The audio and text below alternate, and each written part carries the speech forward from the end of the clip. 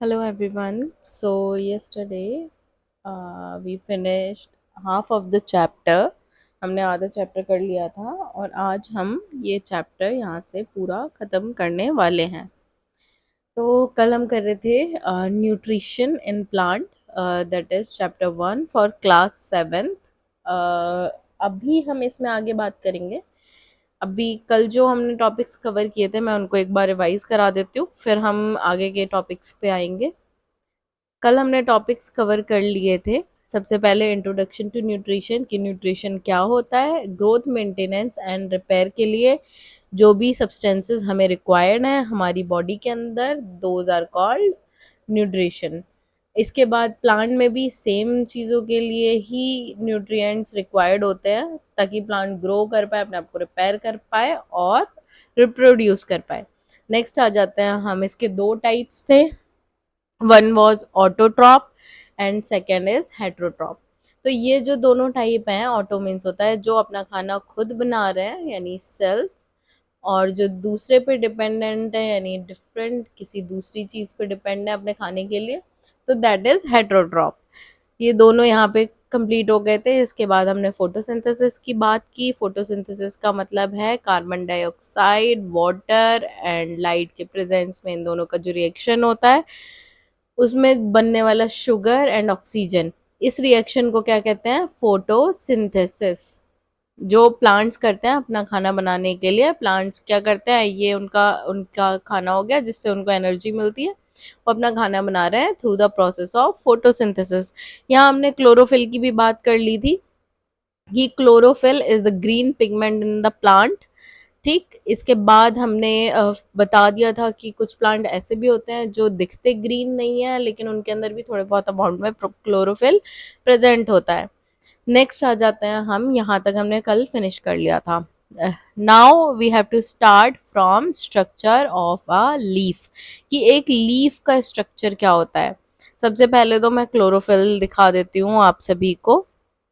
तो यहाँ पे ये जो सेल्स दिख रहे हैं आपको, ये ग्रीन पिगमेंट जो दिखाई दे रहा है, दिस इज क्लोरोफिल। ये क्लोरोफिल है प्लांट के अंदर। इसके बाद ये स्टोमेटा हो गया and these are guard cells. अभी तो इन्होंने इस तरीके से डिवाइडेड होते हैं। ये बेसिकली, ये जो स्टोमेटा है ये सिंपल एक ओपन पोर लाइक स्ट्रक्चर हो गया, और ये जो आसपास ये जो सेल हैं ये इस पोर को क्या कर रहे हैं, गार्ड कर रहे हैं। ये होता है सामने से अगर देखा जाएगा स्टोमेटा को, this is stomata, stomatal opening. And next is ये जो राजमा जैसे किडनी बीन लाइक स्ट्रक्चर जो दिखाई दे रहा है, दिस इज गार्ड सेल। और ये हमारी लीफ हो गई, इस पे इस तरीके से ये स्टोमेटा प्रेजेंट होता है जगह जगह। ये क्या करता है, बेसिकली स्टोमेटा का फंक्शन होता है, जो ओपनिंग है इसके थ्रू गैसेस पास होती हैं, चाहे वो कार्बन डाइऑक्साइड हो चाहे वो ऑक्सीजन हो, जो एक्सचेंज ऑफ गैस होता है वो यहाँ इन पोर्स के थ्रू होगा। यहाँ पे हम बात कर लेते हैं की पार्ट्स की। सबसे पहला क्लोरोफिल हो गया हमारा। क्लोरोफिल का फंक्शन होता है, ये क्या होता है, ग्रीन पिगमेंट होता है। और दूसरा है, ये क्या करता है, एब्जॉर्ब सनलाइट। सनलाइट को क्या करेगा, एब्जॉर्ब कर लेगा अपने अंदर, और जो सनलाइट फिर बाद में फोटोसिंथेसिस के टाइम यूज होगी। इसके बाद नेक्स्ट आ गया स्टोमेटा हमारा। टाइनी ओपनिंग्स यानी छोटी छोटी ओपनिंग होती हैं लीफ के स्ट्रक्चर पर, छोटे छोटे पोर्स कह सकते हैं, छेद होते हैं जैसे हमारी स्किन पे होता है ना, जिनके थ्रू पसीना बाहर आता है। तो ऐसे ही लीव्स पे भी छोटे छोटे टाइनी टाइनी ओपनिंग्स होती हैं जो किस काम में आती हैं, गैसियस एक्सचेंज के। नेक्स्ट आ जाता है फंक्शन ऑफ वेन्स।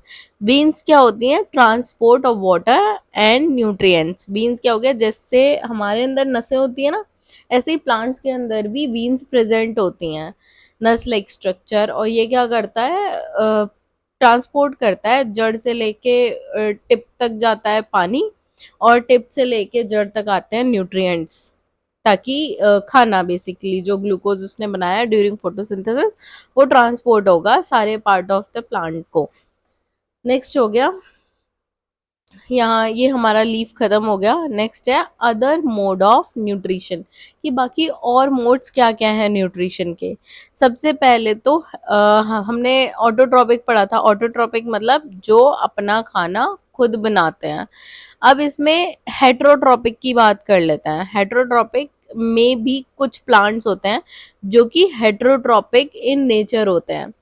अब उन प्लांट्स की बात करेंगे जो हेटेरोट्रॉपिक होते हैं। सबसे पहला आ गया हमारा पैरासिटिक न्यूट्रिशन। पैरासाइट बेसिकली आप जानते होंगे, पैरासाइट उस चीज को कहते हैं या उस किसी भी इंसेक्ट, वो क्या कहते हैं, प्लांट हो गया या कुछ भी हो गया, पैरासाइट वो एक लिविंग थिंग है जो दूसरी लिविंग थिंग का सब कुछ छीन छीन के खा रही है। उसको फर्क नहीं पड़ता कि जो जिस जिस दूसरे से वो न्यूट्रिशन खाना या कुछ भी ले रही है, वो मर रहा है तो मर जाए, उसको उस चीज से कोई फर्क नहीं पड़ता। इट्स इसका एक सबसे बड़ा एग्जाम्पल होता है cuscuta, that is a dodder plant, या फिर इसको अमरबेल भी कहा जाता है इन हिंदी। ये रहा, दिस इज कसकटा और अमरबेल। ओके, अमरबेल कहते हैं इसको। ये क्या होता है, ये किसी भी पेड़ के ऊपर उगने उगना शुरू हो जाती है, और ये क्या करेगी, इस पेड़ के सारे न्यूट्रिएंट्स को खाना स्टार्ट कर देगी। ये पेड़ जो भी अपने लिए न्यूट्रिएंट्स इकट्ठे कर रहा है, जो भी अपने लिए खाना बना रहा है, वो ये अमरबेल उसको क्या करेगी, खा लेगी। एंड इन द एंड क्या होता है, पेड़ ना मर जाता है, क्योंकि उसके पास अपने ग्रोथ के लिए, अपने रिपेयर के लिए तो कुछ बचता ही नहीं है। तो ये अमरबेल क्या करती है, इस पेड़ को एक तरीके से मार डालती है। एंड उसके बाद क्या होगा, जब ये पेड़ ही मर जाएगा तो अमरबेल भी किस पे जिंदा रहेगी, फिर ये बेल भी मर जाती है। तो दिस इज पैरासिटिक नेचर, और यही पैरासाइट होते हैं। जैसे आपके भी आसपास बहुत सारे लोग होंगे ऐसे जो आपका सारा रिसोर्सेज चूज लेंगे, दे डोंट केयर कि आप चल पा रहे हो या नहीं चल पा रहे हो, उन्हें अगर चाहिए तो चाहिए बस। अगर आपका बुरा हाल हो रहा है तो होता रहे, कोई फर्क नहीं पड़ता उन्हें उस चीज से। तो उनको क्या कहते हैं, पैरासाइट कहते हैं।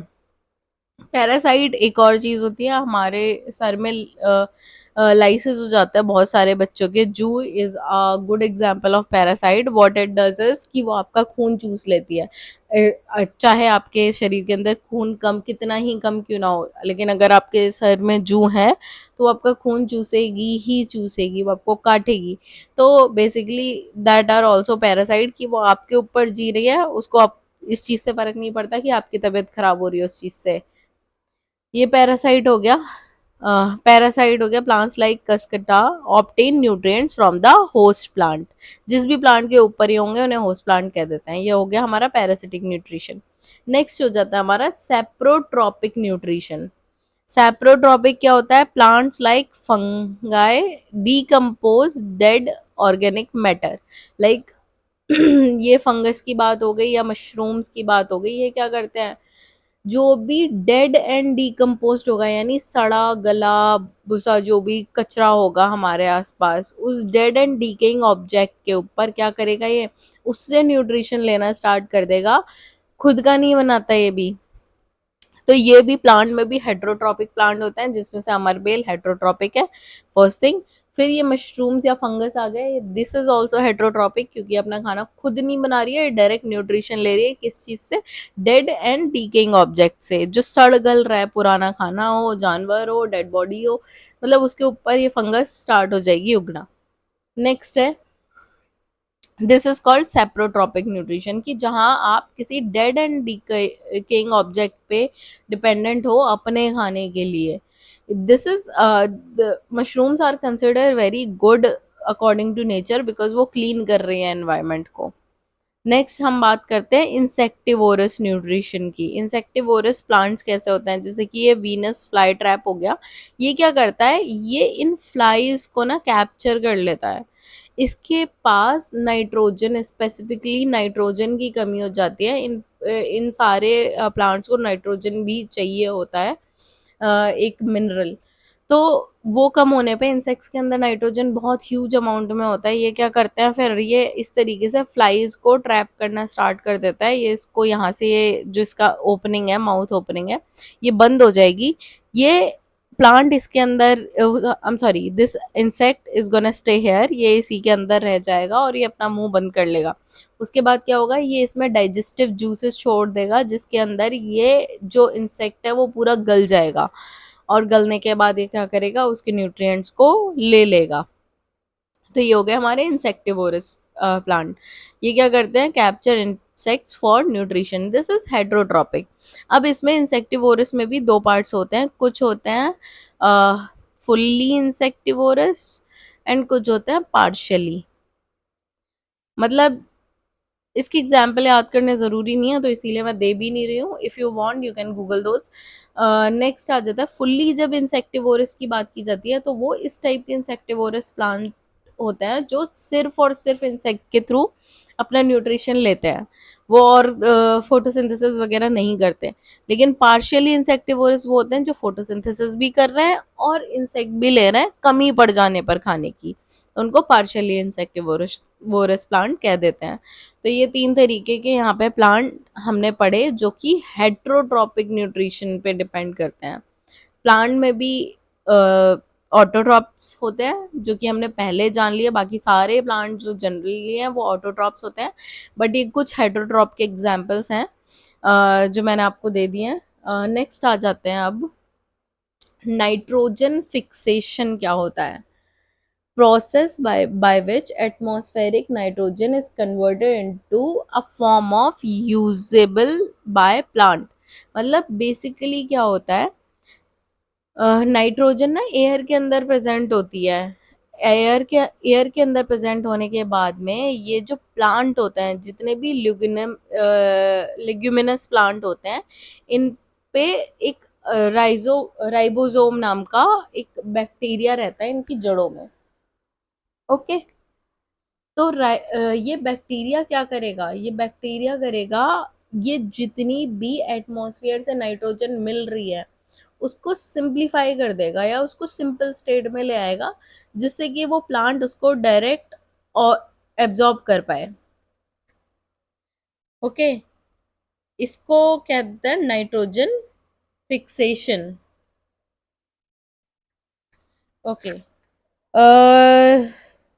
I am sorry, just give me a second. Okay, तो हम थे यहाँ पे नाइट्रोजन फिक्सेशन पे।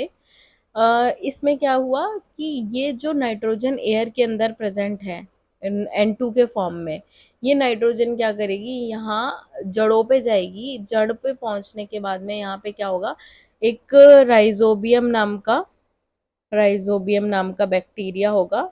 राइजोबियम, ये नाम याद कर लेना, इट इज़ वेरी इंपॉर्टेंट और जनरली पूछ लिया जाता है। RHIZOBIUM, ये आपकी एनसीईआरटी में भी दिया हुआ है। राइजोबियम नाम का ये जो बैक्टीरिया होता है, ये क्या करेगा, इस नाइट्रोजन को यूजेबल फॉर्म में कन्वर्ट कर देगा। और यूजेबल फॉर्म में कन्वर्ट होने के बाद ये क्या करेगा, प्लांट ले लेता है इस नाइट्रोजन को। लेने के बाद में क्या करेगा, यूज कर पाएगा। ठीक, यूज करने के टाइम में बहुत सारे जो लिग्यूमिनस प्लांट, इसमें टाइप्स आ गए इसके, बायोलॉजिकल नाइट्रोजन फिक्सेशन हो गया और फिजिकल नाइट्रोजन फिक्सेशन हो गया। ये आपको याद करने की ज़रूरत नहीं है, ये टाइप्स यूज के नहीं है। आई डोंट नो व्हाई मैंने नोट्स में डाल दिए। नेक्स्ट बात करते हैं लेग्यूमिनस प्लांट की। Leguminous plant like peas, beans, legume होता है दाल, दाल टाइप के जो प्लांट होते हैं, पीज हो गई, बीन्स हो गई, have root nodules with bacteria that fix nitrogen, and this bacteria is called rhizobium. This is rhizobium bacteria. Importance क्या है नाइट्रोजन फिक्सेशन का, nitrogen is essential for plant growth, plant की ग्रोथ के लिए बहुत ज़्यादा इम्पॉर्टेंट है ये नाइट्रोजन फिक्सेशन, ताकि वो नाइट्रोजन को यूज़ कर पाए। अदरवाइज क्या होगा, प्लांट इंसेक्टिवोरस प्लांट में कन्वर्ट हो जाएगा क्योंकि उसे उसके पास नाइट्रोजन की कमी हो जाएगी। तो ये बैक्टीरिया क्या करता है, ये कमी नहीं होने देता प्लांट के पास नाइट्रोजन की।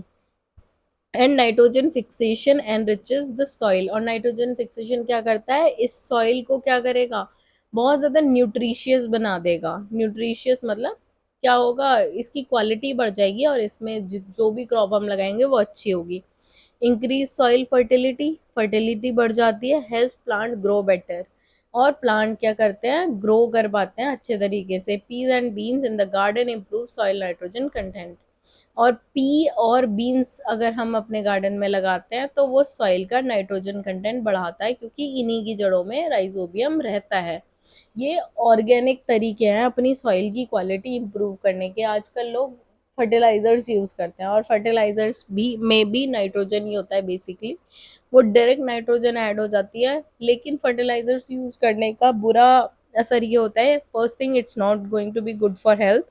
दूसरी चीज़ क्या होगा, जो नेक्स्ट क्रॉप आप डालोगे उसमें सॉइल उतनी ज़्यादा फर्टाइल फिर नहीं रहेगी जितनी पहले थी, उसकी फर्टिलिटी धीरे धीरे डिक्रीज होती चली जाएगी। लेकिन जब हम इस टाइप के नेचुरल मेथड्स अपनाते हैं तो क्या होता है, सॉइल फर्टिलिटी बढ़ती है टाइम टू टाइम।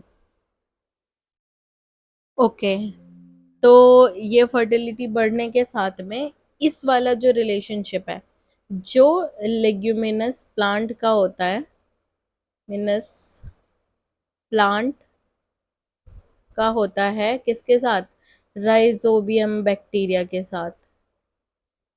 इस टाइप के रिलेशनशिप को कहते हैं सिम्बायोटिक रिलेशनशिप। सिम्बायोटिक रिलेशनशिप जैसे हमने अभी बाकी सारे पढ़े, इंसेक्टिवोरस प्लांट एंड, तो सिम्बायोटिक अगर आपसे कोई पूछ ले तो कोई भी leguminous plant plus rhizobium bacteria is in symbiotic relationship. क्या होता है, ये एक दूसरे पे डिपेंडेंट होते हैं। जैसे लेगुमिनस प्लांट को ये दे रहा है नाइट्रोजन, ओके, और लेगुमिनस प्लांट राइजोबियम बैक्टीरिया को दे रहा है अपना न्यूट्रिशन, ठीक है।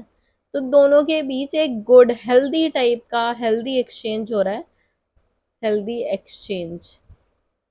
तो ये जो एक्सचेंज हो रहा है ये क्या हुआ, सिम्बायोटिक रिलेशनशिप होता है ये। नेक्स्ट, अब नेक्स्ट क्या, this was the last topic I think. So the video is over here. अगर आपको कोई भी डाउट्स बचे हैं इस क्लास से related, anything you want to ask me, you can leave a comment down, और मैं उस कमेंट का जल्दी से जल्दी आंसर दूंगी। And on this Sunday we are going to take 3 classes. One is for class 6 NCRT, second is going to be class 7th NCRT, and third is going to be class 8th NCRT chapter 1। तो इसके बाद class 8th NCRT cover होगा। फिर इन तीनों का जो NCRT solution है वो हम डिस्कस करेंगे on Sunday. Okay, for now I'm gonna take rest. Have a nice day. Bye bye you guys.